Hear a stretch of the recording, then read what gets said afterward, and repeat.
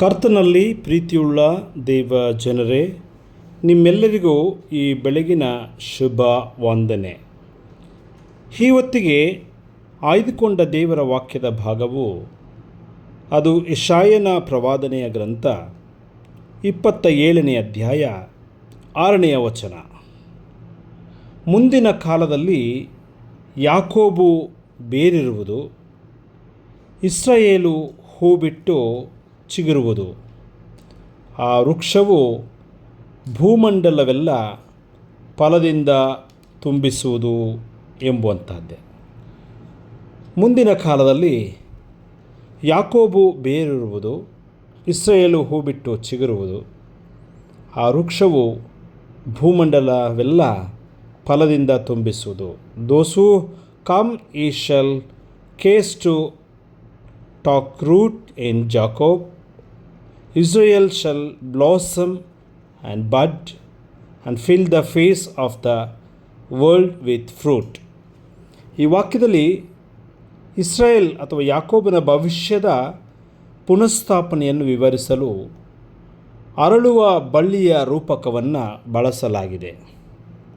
ಮುಂಬರುವ ದಿನಗಳಲ್ಲಿ ದೇವರು ಯಾಕೋಬನನ್ನು ಬೇರೂರುವಂತೆ, ಟೇಕ್ ರೂಟ್, ಅರಳುವಂತೆ, ಟು ಬ್ಲೋಸಮ್, ಮೊಗ್ಗು ಬಿಡುವಂತೆ, ಟು ಬಡ್, ಫಲಗಳಿಂದ ತುಂಬಿಸುವಂತೆ, ವಿತ್ ಫ್ರೂಟ್ ಎಂಬುದಾಗಿ ಬರೆಯಲ್ಪಟ್ಟಿದೆ. ಈ ವಾಗ್ದಾನ ದೈಹಿಕ ಮತ್ತು ಆಧ್ಯಾತ್ಮಿಕ ಬೆಳವಣಿಗೆ, ನಿರಂತರ ಸಮೃದ್ಧಿ ಮತ್ತು ದೇವಜನರ ವ್ಯಾಪಕ ಪ್ರಭಾವವನ್ನು ಸೂಚಿಸುತ್ತದೆ. ಅಂದರೆ ಒಂದು ಬಳ್ಳಿ ಬೇರೂರಿ ಅರಳಿ ಮೊಗ್ಗು ಬಿಟ್ಟು ಘಮಘಮಿಸುವಂತೆ ದೇವರು ಇಸ್ರಾಯೇಲರಿಗೆ ಸಹಾಯ ಮಾಡುತ್ತಾನೆ ಎಂಬ ಸಂದೇಶವಿದೆ. ಬೇರಿನ ರೂಪಕ ಯಹೂದಿ ಜನರಾಗಿದ್ದಾರೆ. ಮರಳುವಿಕೆ ಹಾಗೂ ಪುನರ್ನಿರ್ಮಾಣದ ಕುರಿತು ಈ ವಾಕ್ಯ ಮಾತನಾಡುತ್ತದೆ.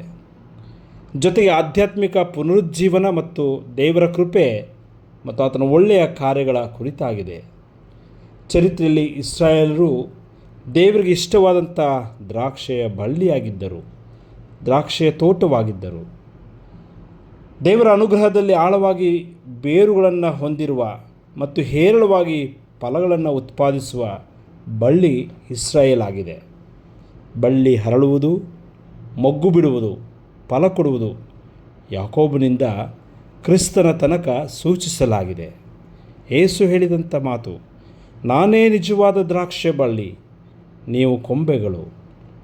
ನನ್ನಲ್ಲಿದ್ದು ನೀವು ಫಲ ಕೊಡಬೇಕು. ಆತನಲ್ಲಿ ಬೇರೂರಿ 100ರಷ್ಟಾಗಲಿ, 60ರಷ್ಟಾಗಲಿ, 30ರಷ್ಟಾಗಲಿ ಫಲ ಕೊಡೋಣ. ಆತನಲ್ಲಿದ್ದುಕೊಂಡು ನಾವು ಜೀವಿಸೋಣ. ದೇವರು ಮೆಚ್ಚುವಂಥ ವೃಕ್ಷಗಳು ನಾವಾಗೋಣ. ಫಲ ತುಂಬಿದ ಜೀವನಕ್ಕೆ ದೇವರು ನಮ್ಮನ್ನು ಮುನ್ನಡೆಸಲಿ. ಆಮೇನ್. ಪ್ರಾರ್ಥನೆ ಮಾಡೋಣ. ಸರ್ವಶಕ್ತನಾದ ದೇವರೇ, ನಿನ್ನ ವಾಕ್ಯದಲ್ಲಿ ಬರೆಯಲ್ಪಟ್ಟಿರುವ ಹಾಗೆ ಯಾಕೋಬು ಬೇರಿರುವುದು, ಇಸ್ರಾಯೇಲು ಹೂ ಬಿಟ್ಟು ಚಿಗುರುವುದು, ಆ ವೃಕ್ಷವು ಭೂಮಂಡಲವೆಲ್ಲ ಫಲದಿಂದ ತುಂಬಿಸುವುದು. ನಾವು ಕೂಡ ದೇವರೇ ನಿನಗೆ ಇಷ್ಟವಾದಂಥ ಗಿಡವಾಗಲು, ನಿನ್ನ ವಾಕ್ಯದಲ್ಲಿ ಬೇರೂರಿ, ನಿನ್ನ ವಿಶ್ವಾಸದಲ್ಲಿ ಬೆಳೆದು, ನಿನಗೆ ಮೆಚ್ಚುಗೆಯಾದಂಥ ಫಲಗಳನ್ನು ನೀಡಲು ಸಹಾಯ ಮಾಡು ದೇವರೇ. ಸ್ವಾಮಿ, ಈ ಹೊತ್ತಾರೆಯಲ್ಲಿ ನಿನ್ನ ಸಾನ್ನಿಧ್ಯಕ್ಕಾಗಿ ನಾವು ಪ್ರಾರ್ಥಿಸುತ್ತೇವೆ. ಈ ದಿನವನ್ನು ಮಾಡುವಂತೆ, ನಮ್ಮ ಕಣ್ಣುಗಳನ್ನು ತೆರೆಯ ಮಾಡುವಂತೆ ನಿನ್ನ ಕೃಪೆ ಕೊಟ್ಟದಕ್ಕಾಗಿ ನಾವು ಸ್ತೋತ್ರ ಮಾಡುತ್ತೇವೆ. ದೇವ, ಕಳೆದ ರಾತ್ರಿಯಲ್ಲಿ ಸುಖಕರವಾದ ನಿದ್ರೆ, ಆರೋಗ್ಯ, ಸುಕ್ಷೇಮವನ್ನು ನೀಡಿದೆ. ಈ ಹೊಸ ದಿನದಲ್ಲಿ ನಮ್ಮನ್ನೇ ನಿನಗೆ ಸಮರ್ಪಿಸುತ್ತೇವೆ ಸ್ವಾಮಿ.